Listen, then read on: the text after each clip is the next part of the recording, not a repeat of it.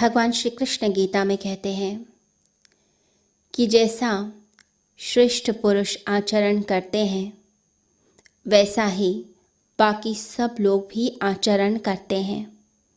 भगवान अर्जुन से कहते हैं कि तुम अपने कर्तव्य कर्म को छोड़कर मत भागो, अपने कर्मों को करो, कर्तव्य कर्म करते हुए इस संसार में जियो। जो भी मनुष्य एक ऊंचाई पर पहुंच जाता है तो ऊंचाई पर पहुंचने के बाद उस व्यक्ति की एक बहुत बड़ी जिम्मेदारी हो जाती है, एक रिस्पॉन्सिबिलिटी हो जाती है, क्योंकि आप जैसा व्यवहार करते हैं, आप जो बोलते हैं, आप जिस तरह से ज़िंदगी को जीते हैं, जो आपके आदर्श हो जाते हैं, वो सारी चीज़ें फिर बाकी के लोग भी उसका अनुसरण करते हैं, बाकी के लोग फिर वैसा ही फॉलो करते हैं। तो कृष्ण गीता में समझाते हैं कि अगर आप एक ऊंचाई पर पहुंच गए हैं तो आपको अपना ध्यान रखना पड़ेगा। आपका व्यवहार, आपकी वाणी, आपका बोलना, देखना, सोचना, सब कुछ फिर असर डालने लगता है सोसाइटी पर, समाज पर। कई बार लोग एक ऊंचाई पर पहुंचकर अपनी ज़िंदगी में एक लक्ष्य को हासिल करने के बाद बेपरवाह हो जाते हैं, सोचते हैं जो हमारी मर्ज़ी आएगी हम वो करेंगे। लेकिन जब हम मन की मर्ज़ी से चलते हैं तो वो मन फिर हमें भटकाता ही जाता है, और बाकी के जो लोग हैं, जो हमें देख रहे थे, जो हमें आदर्श मान रहे थे, वो लोग भी भटकना शुरू कर देते हैं। लोग कोई भी एक आइडल चुन लेते हैं, कोई एक आदर्श चुनते हैं। जैसे समाज में, देश में कोई एक नेता है, कोई प्रधानमंत्री है, उसे आदर्श मान लिया तो अब वो प्रधानमंत्री जो करेगा वैसा ही बाकी देश के लोग भी करने लग जाएंगे। अगर प्रधानमंत्री जो है, अगर प्राइम मिनिस्टर जो है वो धर्म की राह पर चलने वाला है, अच्छाई की राह पर चलने वाला है, समाज का हित करता है, कल्याण करता है, लोगों के बारे में सोचता है, मेहनत करता है, रात रात जागता है सिर्फ इसलिए कि मेरे देश का भला हो सके, तो बाकी के लोगों में भी वही ईमानदारी के गुण आने लगते हैं। वो लोग भी उसी का अनुसरण करते हैं, वैसा ही आचरण करना शुरू कर देते हैं, क्योंकि वो देख रहे हैं कि हमारे देश का ये जो नेता है, हमारा प्रधानमंत्री जो है, वो इतनी ऊंचाई पर पहुंचा है क्योंकि उसके जो गुण हैं वो इतने ज़्यादा ऊंचे हैं, सद्गुण हैं उसके अंदर। अब ऐसे ही दैविक गुण मेरे अंदर भी आने चाहिए, तो पूरा देश उसको फॉलो करना शुरू करता है, उसका अनुसरण करता है। कृष्ण अर्जुन को समझाते हैं कि तुम ऐसी पोजीशन पर हो, तुम ऐसी जगह पहुंच चुके हो कि जहां जाकर हर कोई तुम्हारी तरफ देखेगा, हर कोई तुम्हारी जैसा बनने का प्रयास करेगा। हम देखते हैं समाज में जो लोग एक्टर्स होते हैं, एक्ट्रेस होते हैं, नायक हैं, नायिकाएं हैं, जब वो एक ऊंचाई पर पहुंच गए, लोकप्रिय हो गए, लोगों ने पसंद करना शुरू कर दिया, तो अब जैसे वो एडवर्टाइजमेंट्स करते हैं, जो ब्रांड्स लेते हैं, जो एंडोर्समेंट्स लेते हैं, उन सबको देखकर बाकी लोग वही सामान खरीदते हैं। अगर एक पर्टिकुलर क्रीम बेची जा रही है और कोई एक एक्ट्रेस उसमें आ रही है तो लोग वही क्रीम फिर खरीदेंगे, उसी का प्रयोग करने लगते हैं। क्यों? क्योंकि वो सोचते हैं कि ये हमारा आदर्श है, अगर वो ये यूज़ कर रहा है, इसका इस्तेमाल करता है, उपयोग करता है, तो हमें भी करना चाहिए। तो भगवान कहते हैं कि अर्जुन, तुम कायर मत बनो, आलसी मत बनो। अगर तुम कायरता को तुमने अपना लिया तो बाकी के लोग भी कायरता को अपना लेंगे। मैं स्वयं भगवान होकर कर्म करता हूँ, मैं कर्म को छोड़कर नहीं भागता, मैं सब कर्मों को करता हूँ। क्यों करता हूँ? क्योंकि समाज के सामने ये उदाहरण आता है। हमें उदाहरण ऐसा प्रस्तुत करना चाहिए जिससे बाकी के लोग भी कर्मशील हों, ना कि कर्म को छोड़कर भागे। अपने कर्तव्यों को छोड़कर नहीं भागना चाहिए।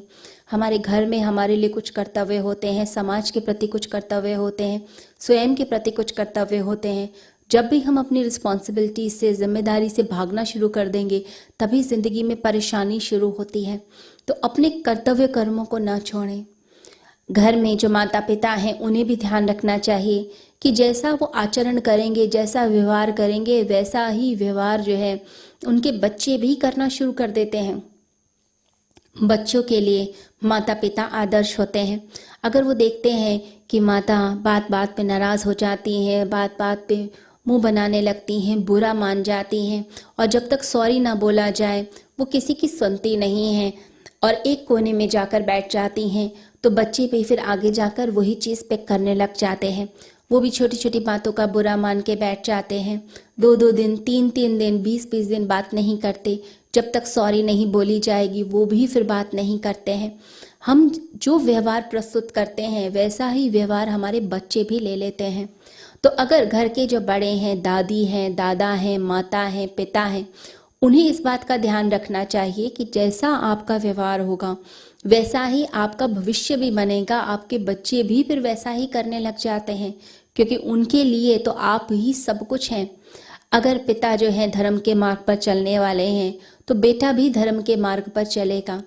अगर जो है घर में बड़ी बहन जो है वो पूजा पाठ करती है तो छोटी बहन भी वैसा ही करने लग जाएगी। तो जो बड़ा होता है उसकी जिम्मेदारी होती है कि उसे एक आदर्श प्रस्तुत करना ही पड़ता है। जब तक आदर्श आप प्रस्तुत नहीं करेंगे तब तक जो आपकी ऊंचाई है वो भी नहीं रह पाती है। दूसरे लोग फिर उसको फॉलो करते हैं। महात्मा गांधी ने अपने समय में इतना बड़ा आंदोलन खड़ा कर दिया। उन्होंने लाखों लोगों को प्रभावित किया। उनकी एक आवाज़ पे सब लोग एकत्रित हो जाते थे, आंदोलन शुरू हो जाते थे। उन्हें पता था आंदोलन को कैसे खड़ा करना है और कैसे आंदोलन को बंद भी कर देना है।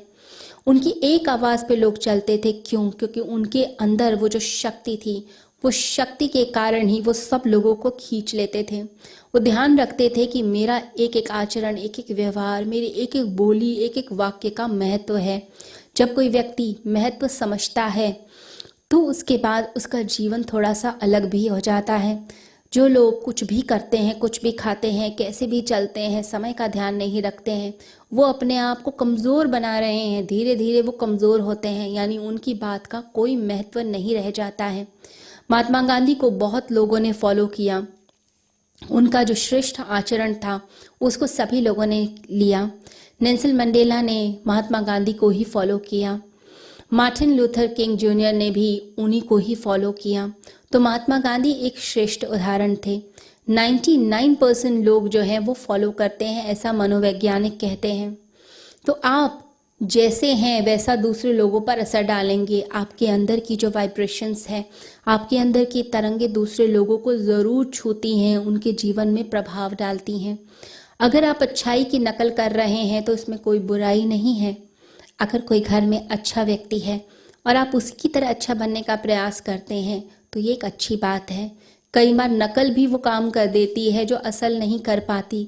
कई बार हम नकल करते करते, कोई एक पात्र है, राम जी का पात्र कोई कर रहा है तो राम के जो गुण हैं वो उस व्यक्ति के अंदर भी आने लग जाएंगे। चाहे वो नकल ही कर रहा है परंतु वो नकल करते करते कब वो असलियत में बदल जाएगी पता नहीं चलता।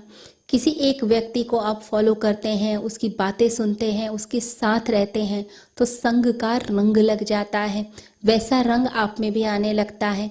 कोई कर्मठ है, उसके साथ आप रहते हैं, आप भी कर्मठ बन गए। कोई सफल है, सफल लोगों के साथ रहते रहते आप भी सफल हो जाते हैं।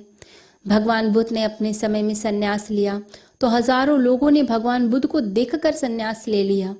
भगवान बुद्ध जो थे उन्होंने संन्यास लिया था अपने प्राणों की प्यास के कारण, लेकिन बहुत लोगों ने सिर्फ बुद्ध को देखकर संन्यास लिया। वो बुद्ध के लेवल के नहीं थे, बुद्ध की हैसियत के नहीं थे, बुद्ध के स्तर के नहीं थे, लेकिन फिर भी उन्होंने लिया। क्यों? क्योंकि जो एक अच्छाई है उसका अनुसरण करना चाहिए, श्रेष्ठ व्यक्ति का आचरण करना चाहिए। महावीर स्वामी ने संन्यास लिया तो उनको देखकर बहुत लोगों ने भी ले लिया। ये कई बार ऐसा होता है, अच्छाई की नकल करते करते व्यक्ति खुद भी अच्छा हो जाता है। आप कैलाश पर पहुंच गए, किसी एक व्यक्ति को देखकर आपको लगा कैलाश पे जाना चाहिए, साधना करनी चाहिए, भगवान शिव की आराधना करनी चाहिए। नकल करते हुए कैलाश पहुंच तो गए ना। अब कैलाश पर पहुंचने के बाद फिर जो आपके अंदर घटेगा, फिर आपके अंदर जो परिवर्तन आएगा वो फिर कैलाश के कारण आ जाएगा। लेकिन आप पहुंचे तो सही, अगर आप चलते भी ना घर से फिर तो कुछ भी परिवर्तन नहीं होता। इसे महान पुरुष जो होते हैं वो अपने आचरण से समाज में एक उदाहरण पेश करते हैं कि जिससे बाकी के लोग भी उस उदाहरण से प्रेरणा प्राप्त करके अपनी ज़िंदगी को भी सफल बनाएं। इसलिए वीरों की गाथाएं सुनाई जाती हैं कि वीरता आए, क्योंकि सुनते जाएंगे बार बार हम महाराणा प्रताप के बारे में, झांसी की रानी के बारे में, हम बार बार ये सब चीज़ें सुनेंगे तो हमारे अंदर भी वैसे ही वीरता के गुण आएंगे। शिवाजी की कहानियाँ सुनेंगे तो वीरता के गुण आएंगे। तो जो श्रेष्ठ होता है उसका आचरण सब करते हैं।